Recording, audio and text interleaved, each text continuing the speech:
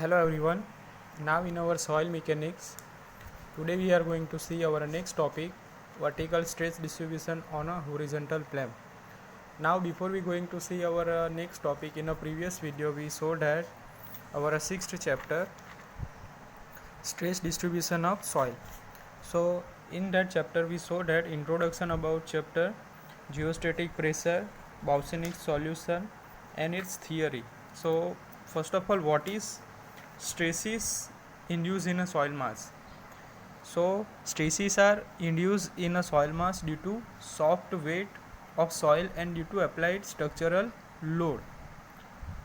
Estimation of a vertical stress at any point in a soil mass due to external vertical loading are of a great significance in the prediction of settlements of building, bridges, embankment and many other structures.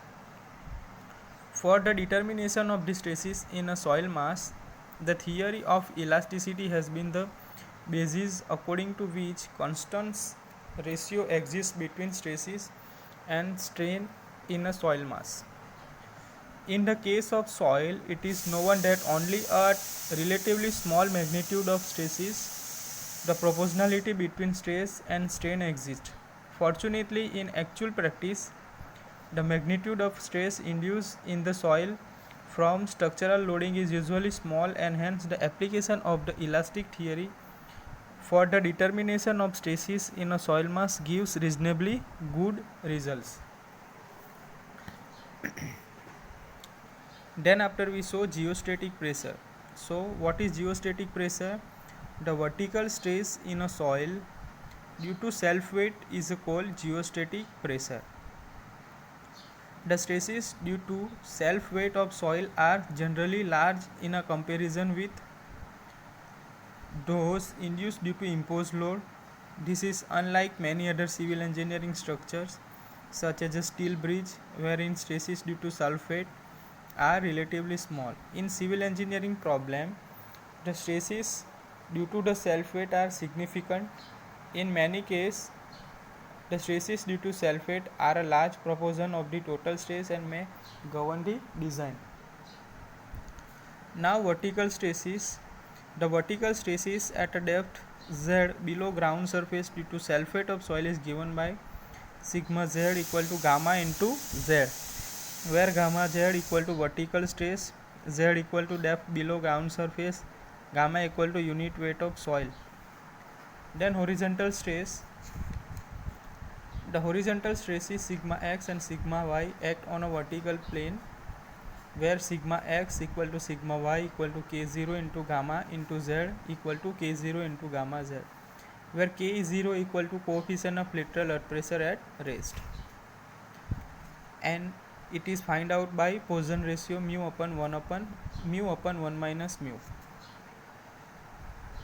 At a certain point within the soil mass, the stresses are caused due to the both surface loading as well as due to self weight of soil above it.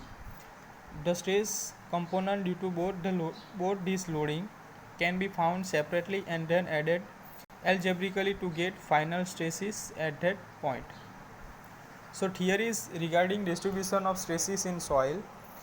The stress distribution in a soil mass are normally compounded by the following theories: Boussinesq theory, Westergaard analysis, Newmark influence chart, Jumbu's chart, pressure bulb concept, contact pressure concept. So what is Boussinesq solution? So Boussinesq give the theoretical solution for the stress distribution in the elastic medium subjected to a concentrated load in its surface. The following assumptions are made. The soil mass in an elastic medium for which elasticity is constant.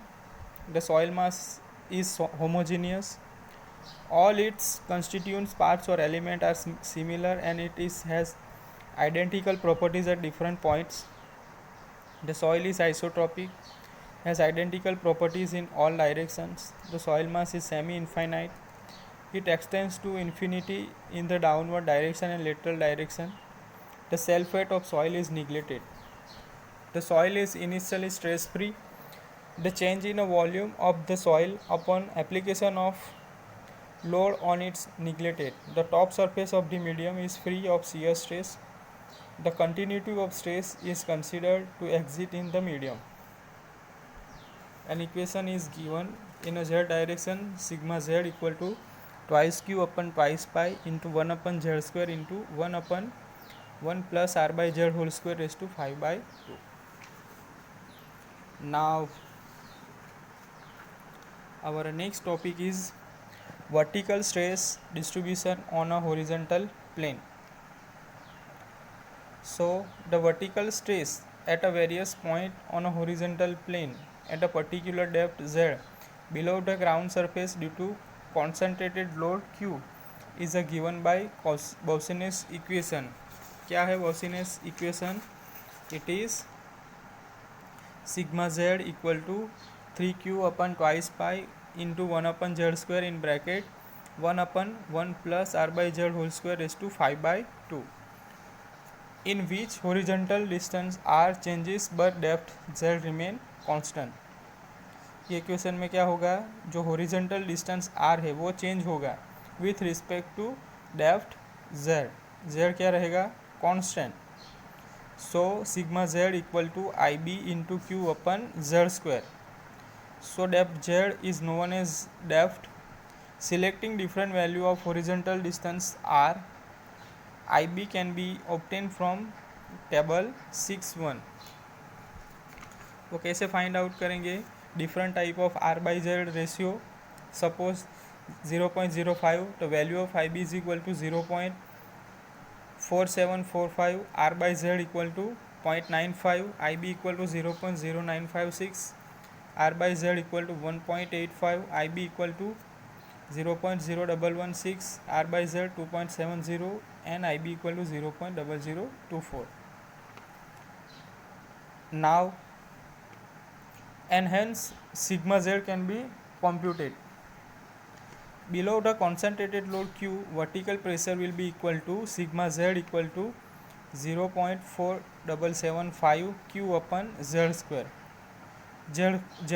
Sigma z decreases rapidly with increase in distance r, as in evident table number 6.3. So here variation of sigma z with r at constant depth, r by z, IB and sigma z. So ratio of r by z is equal to 0.0. So the value of IB equal to 0.4775, sigma z is equal to maximum.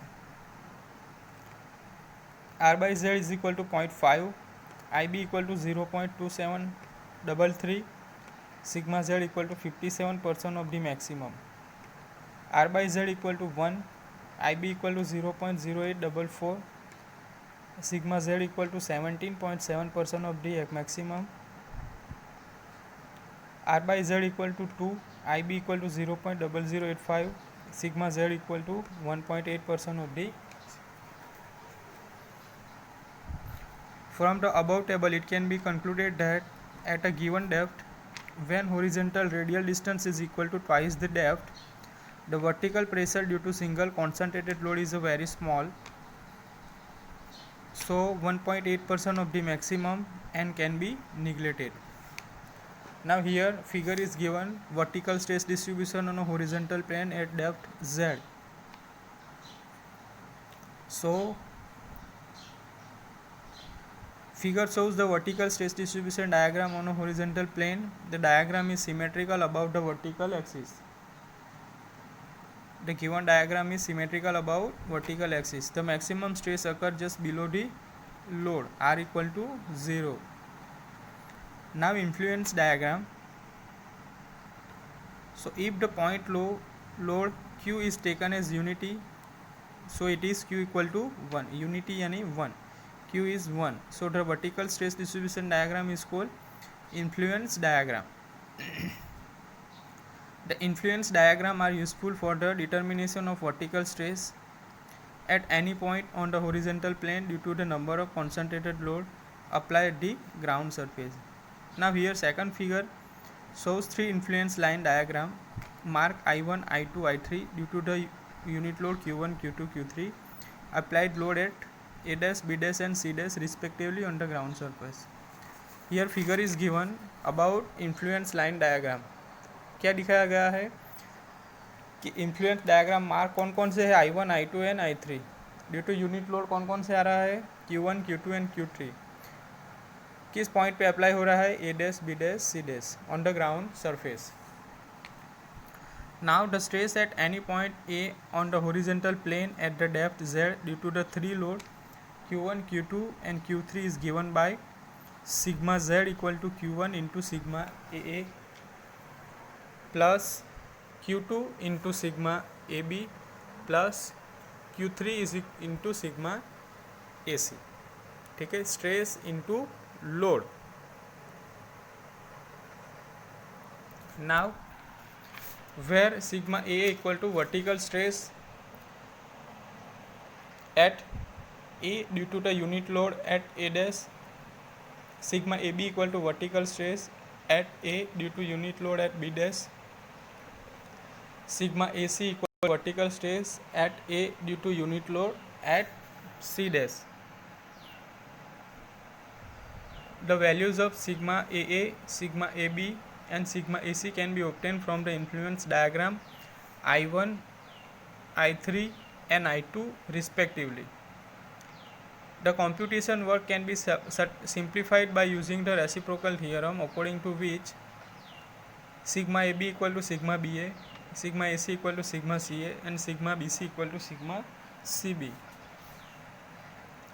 where the first suffix denote the point where the stress is required and the second suffix denote the point above which the load is applied, according to which sigma ZA equal to Q1 into sigma AA plus Q2 into sigma BA plus Q3 into sigma CA, where sigma AA equal to vertical stress at A due to unit load at A dash, sigma BA equal to vertical stress at B due to unit load at A dash, sigma CA equal to vertical stress at C due to the unit load at A dash. So therefore there is no need of drawing three influence diagram. In this case only one influence diagram I1 with unit load at A dash is sufficient.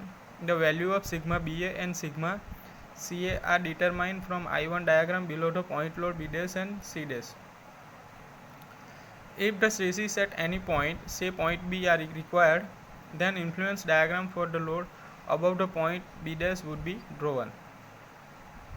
Now vertical stress distribution on a vertical plane. The vertical stress distribution on a vertical plane at a radial distance r from the line of action of a load may be obtained by equation 6.5.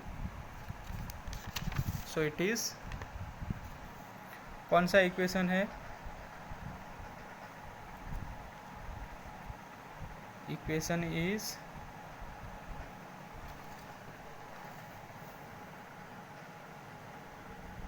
हाँ, sigma Z is equal to 0.4775 Q upon Z square.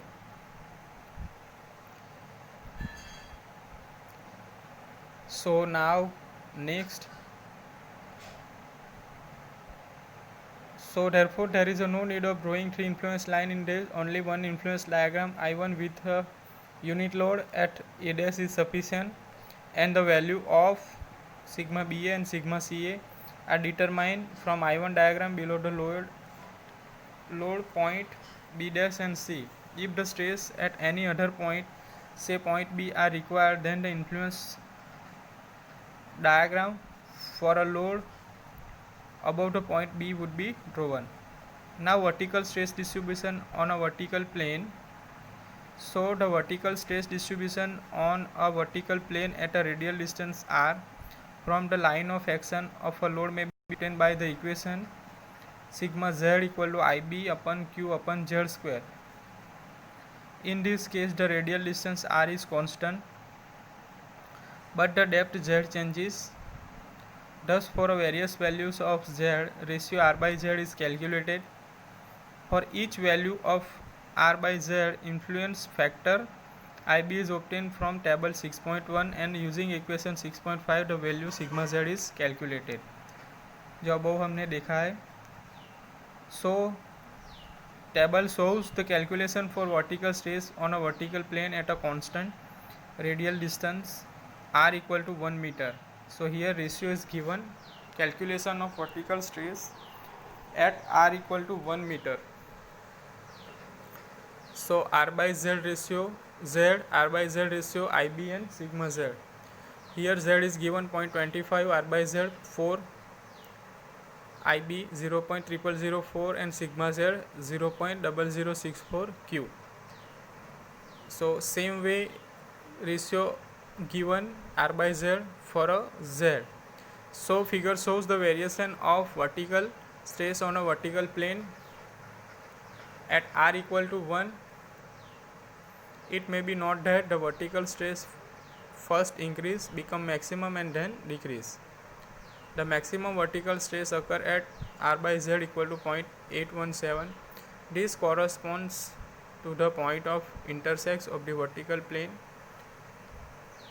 with the line drawn beta is equal to 39 degree 15 second at the vertical axis of the load.